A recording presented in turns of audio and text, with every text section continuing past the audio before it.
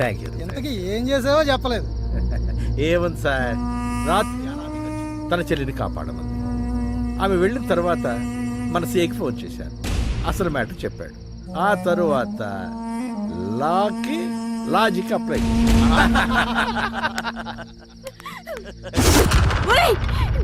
చిల్లరా మీ వల్ల అన్యాయంగా నా చెల్లెలు బలైపోయింది. మీ అందరినీ ఇలాగే వదిలేస్తే నా చెల్లిలాగే రేపు ఇంకెందరో బలైపోతారు. కోర్టులో మాకు న్యాయం జరగకపోయినా మహిళా సంఘాలను తీసుకొచ్చి మీ అందరికి శిక్ష పడేటట్టు నేను చేస్తాను. విమోచన మహిళా సంఘాలంటూ వీరనారి ఝాన్సీ లక్ష్మీబాయిలా రెచ్చిపోతున్నావు. మాంతు చూడటం కదే పిచ్చిదానా, ఇప్పుడు నువ్వే మా చేతుల్లో అంతమైపోతున్నావు.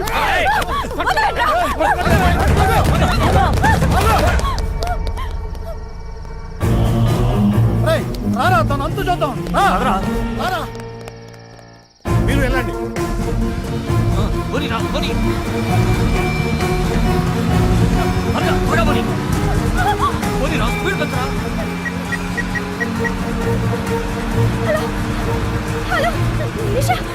ఏంటక్క ఏమైంది? నేను చెప్పే జాగ్రత్తగా విను. అందరూ కలిసి మనల్ని మోసం చేశారు. మీరు జాగ్రత్త. కంపెనీ పార్ట్నర్, సిఐ, లాయర్ అంతా ఒకటే శంకర్ని సేవ్ చేశారు. అక్క నువ్వు ఇప్పుడు ఎక్కడున్నావు? అది నేను ఇప్పుడు అమ్మా ఏం జరిగిందమ్మా? ఏమైందమ్మా? ఏమైంది అమ్మా? ఏం జరిగిందమ్మా? నా కుటుంబానికి జరిగిన అన్యాయం ఏ కుటుంబానికి, ఏ ఆడదానికి జరగకూడదు. అదే నా లక్ష్యం. నీలో ఇంత పగని బాధని లోపల దాచుకుని పైకి నవ్వుతూ ఇంత ఆనందంగా ఎలా ఉండగలుగుతున్నావు? Really you are great. నా ప్రేమ కంటే నీ లక్ష్యం చాలా గొప్పది. ఇప్పటి వరకు నీ ప్రేమికుడిగానే ఉన్నాను. ఇక నుంచి నా ప్రేమ కోసం నేను ఎప్పుడూ డిస్టర్బ్ చేయను. నీ లక్ష్యానికి తోడుగా ఉంటానని మాటిస్తున్నాను. వెనక పక్క నుంచి దొంగతనానికి వెళ్తే బెటర్. నీ అంత ఖాళీగా ఉందేంటి? ఏంటిది? ఈ గదిలోకి వెళ్దాం.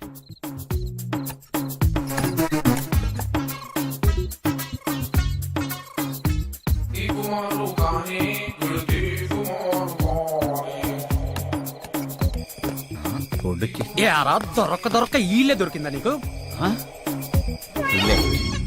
నడవరా నడు. ఆ చాప్టర్ క్లోజ్.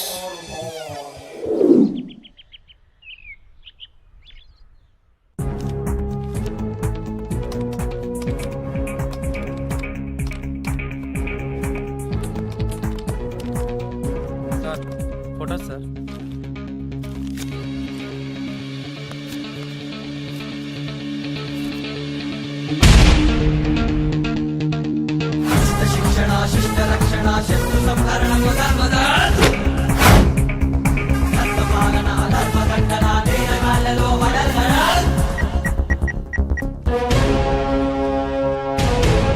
ప్రభా నువ్వు మీట్ కన్నా మీకు హౌస్ రా. Fast fast.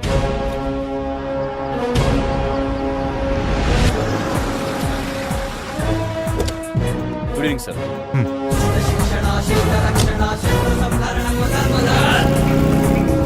ఎవరన్నా బయటికి వెళ్ళారా? లేదు సార్.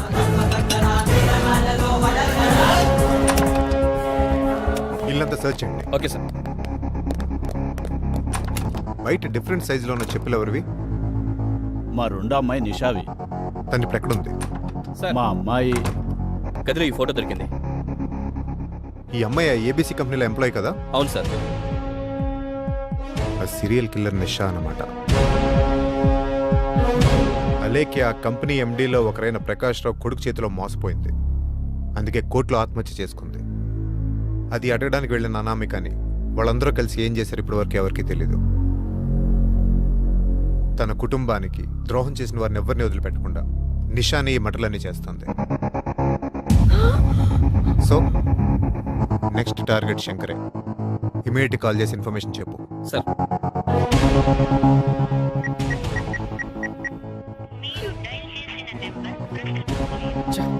Not reachable sir. మీ అమ్మాయిని సరెండర్ అవ్వమని చెప్పండి, తనకే మంచిది. కానిస్టేబుల్స్.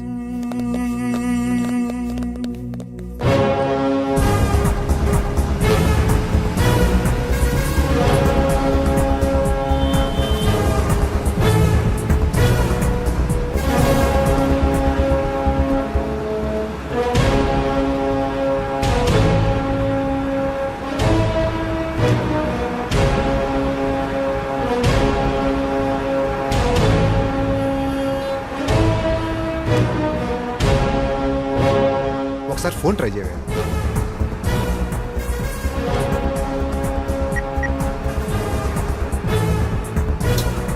ఎక్కడున్నాడో వీడు అవుతుంది. హలో ఎవరు? సిబిఐ. సార్ చెప్పండి. నువ్వెక్కడున్నావు? ఎల్బీజీ రెస్టారెంట్ లో ఉన్నాను సార్. సరే, చెప్పే జాగ్రత్తగా విను. చెప్పండి. ఇన్నాళ్ళ నుంచి హత్యలు చేసుకుంటూ వచ్చేది ఎవరో కాదు, మీ ఆఫీస్ లో పనిచేసే నిషానే. సార్ ఆ అమ్మాయి ఇక్కడే ఉంది సార్. Keep engaged, Amon.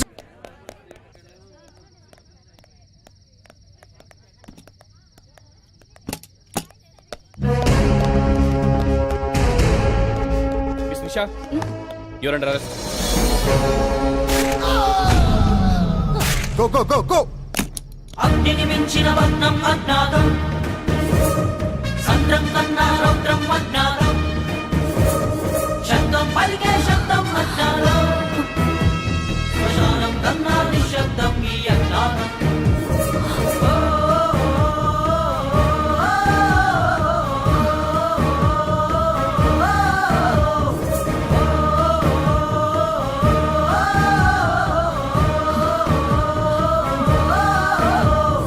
అగ్నిని మించిన వర్ణం అజ్ఞాతం, సంద్రం కన్నా He's no more.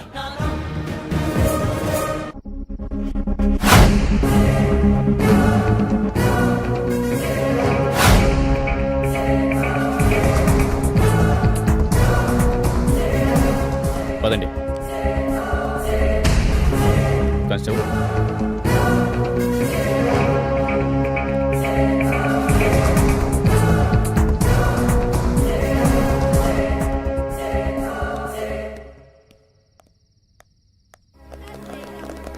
ఈ హత్యలు మీరు ఎందుకు చేయాల్సి వచ్చింది?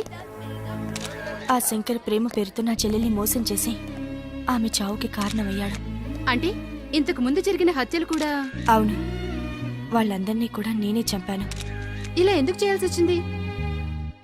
న్యాయం చేయాల్సిన వాళ్లే అన్యాయం చేస్తున్నప్పుడు అన్యాయానికి గురైన వాళ్లే న్యాయం చేసుకోవాల్సిన పరిస్థితి వచ్చింది. అందుకే ఓకే, తప్పండి తప్పండి.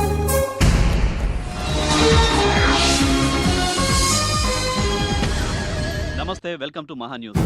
వరుసగా 6 హత్యలతో రాష్ట్రాన్ని వణికిస్తున్న అనామికను సిబిఐ ఎట్టకేలకు ఇవాళ పట్టుకుంది. ఇలాంటి తప్పులకు కారణం లా అండ్ ఆర్డర్ సరిగా లేకపోవడమే.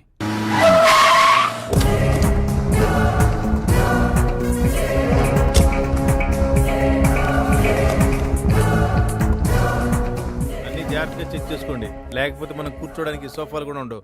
Good morning sir. Hi Sriram, come in రా కూర్చో.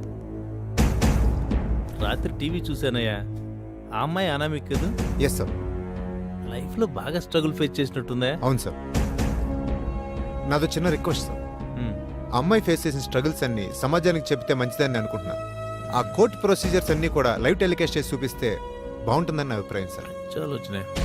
Okay, proceed. Thank you sir. Thank you so much. Bye.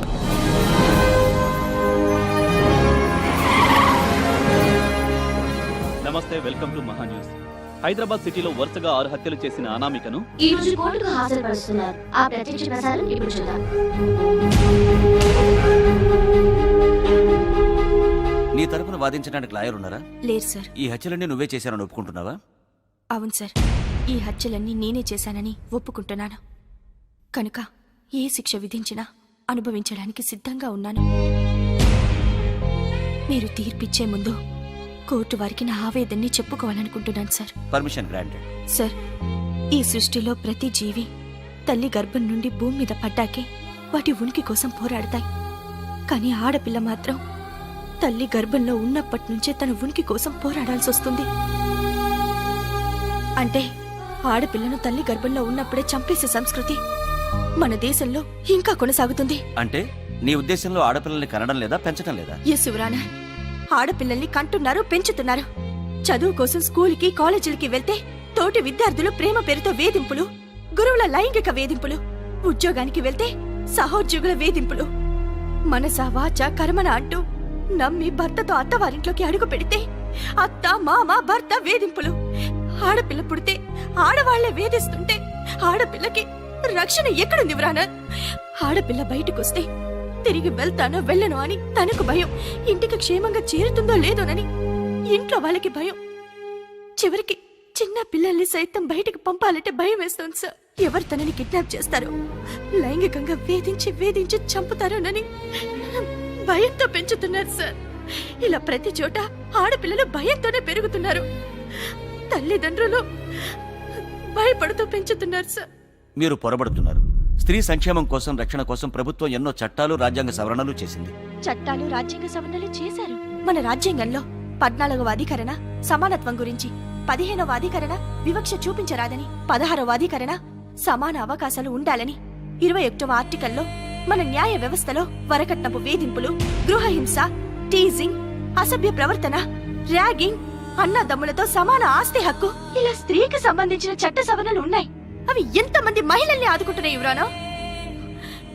ఇన్ని చట్టాలు, సవరణలు ఉండి ఇదే కోర్టులో ఓ ధన మదాంధుడి ప్రేమకు నా చెల్లి మోసపోతే ఈ చట్టం, న్యాయం ఆ ధనవంతుడికి తొత్తులై ఓ పోలీస్ అధికారి వ్యభిచారి కేసు కింద అరెస్ట్ చేస్తే, మరో పేరు మోసిన న్యాయవాది తన మేధస్సుతో వ్యభిచారి అని ముద్ర వేస్తే, ఇదే కోర్టులో నా చెల్లి ఆత్మహత్య చేసుకుంది సార్.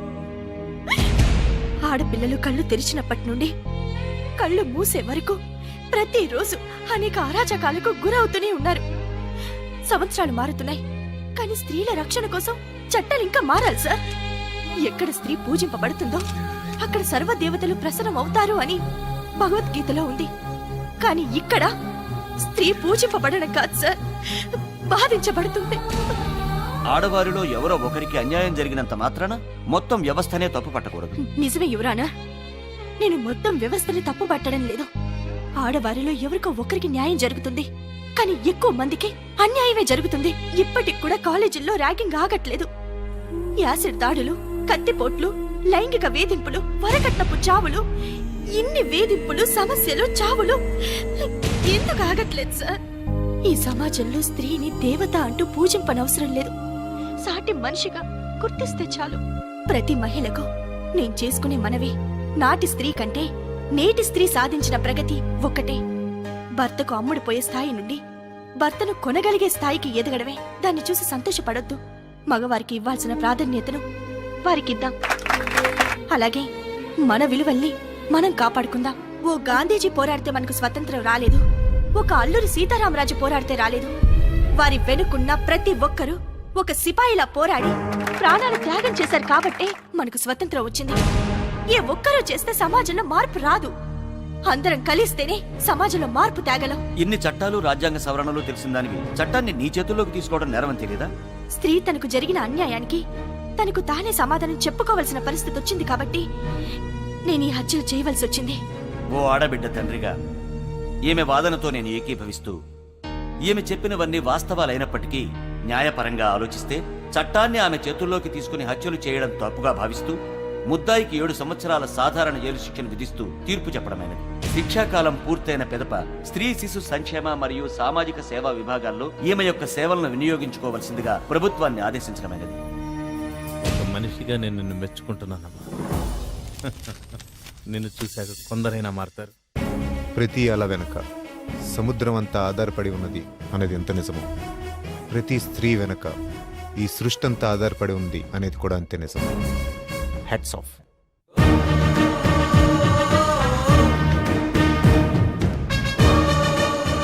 ఈ సమాజంలో ప్రతి స్త్రీ వెనక ఇంత ఆవేదన ఉందని ఈ వ్యవస్థకు తెలియజేశారు.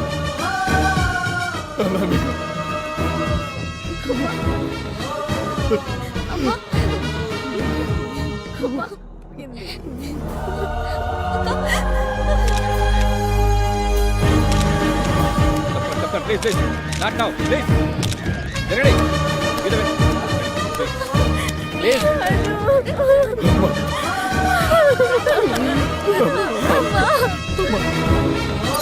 ప్లీజ్ తప్పకండి ఎక్కడి చెప్తున్నా ఎంతకంటే జరగండి ఎలాడే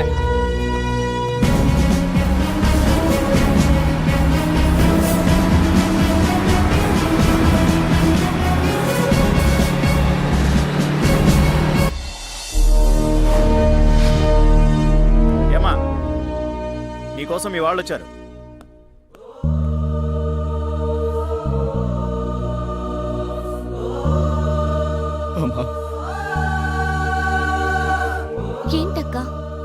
ఇంతకాలం అజ్ఞాతంలో ఉండి వీళ్ళందర్నీ నువ్వు చంపావా? కానీ చెయ్యని 2 మర్డర్స్ కూడా నీ మీద ఎందుకు వేసుకున్నావు? బాగా ఆలోచించి ఈ నిర్ణయం తీసుకున్నాను. ఆ రోజు ఏం జరిగిందంటే, ఎవరు వస్తున్నారా? త్వరగా వెళ్దాం, పద.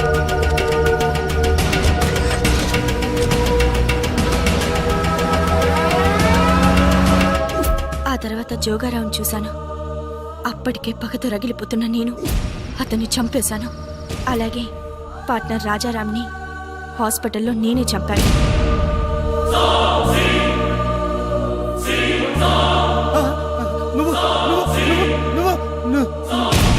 తర్వాత ప్రకాష్ రావుని, సిఐని, లాయర్ని, శంకర్ని, తప్పుడు సాక్ష్యం చెప్పిన రాజేష్ని చంపాలని టార్గెట్ చేశాను.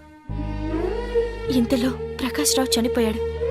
ఎవరు చంపుంటారని ఎంక్వైరీ చేస్తే నువ్వేనని తెలిసింది. తర్వాత ఒక్కొక్కరిని చంపుకుంటూ వచ్చాం. కానీ సిబిఐ ఆఫీసర్కి నీ మీద అనుమానం వచ్చింది. అందుకే ఈ నిర్ణయం తీసుకున్నాను. నేనెలాగో సమాజం దృష్టిలో చనిపోయాను కదా. కానీ ఈ సమాజానికి నీలాంటి తెలివైన ధైర్యవంతరాలుండడం చాలా ముఖ్యం. ఎంతో మంది స్త్రీలు ఈ సమాజంలో అన్యాయంగా ఆహుతవుతున్నారు. అలాంటి వాళ్ళకి నువ్వు ఆదర్శంగా నిలవాలి. తప్పు చేసిన వాడికంటే ఆ తప్పుకి సపోర్ట్ చేసిన వాడు ఇంకా పెద్ద నేరస్తుడు. మిగిలిన ఆ రాజేష్ గారిని కూడా వదిలిపెట్టద్దు. బాగుంది మేడం.